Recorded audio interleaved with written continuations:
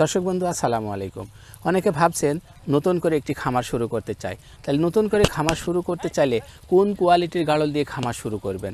আমি আপনাদেরকে বলছি, আপনারা যদি নতুন করে খামার শুরু করেন তাহলে এই কোয়ালিটি গাড়ল দিয়ে খামার শুরু করবেন।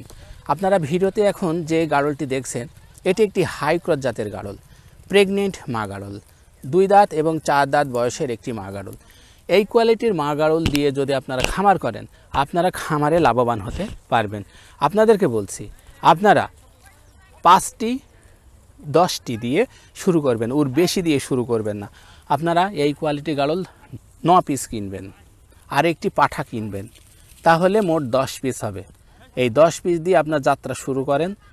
গাড়ল খামার অনেক লাভ। যদি আপনি লাভবান না হন তখন আপনি আমাদেরকে জানাবেন যে ভাই কেন লাভ হলো না। আর এরকম বাচ্চা দিয়েও খামার অনেকে শুরু করে। আমি আপনাদেরকে বলবো এরকম বাচ্চা দিয়ে খামার না করে এরকম মা গাড়ল দিয়ে খামার করেন, তাহলে বেশি লাভবান হতে পারবেন। এই কথাটি আমি আপনাদেরকে গ্যারেন্টি দিয়ে বলতে পারি। দেখুন গাড়লটি খুবই সুন্দর এবং কোয়ালিটি সম্পন্ন। তাহলে এই কোয়ালিটির গাড়ল দিয়ে আপনি খামার করবেন। দর্শক বন্ধুরা, ওই যে সামনে যেটা দেখছেন ওই কোয়ালিটি দিয়ে শুরু করলেও হবে, একই কোয়ালিটির। তো আর কথা বাড়াতে চাই না, আপনারা ভালো থাকবেন, সুন্দর থাকবেন। দেখা হবে পরের একটি পর্বে। আল্লাহ হাফেজ।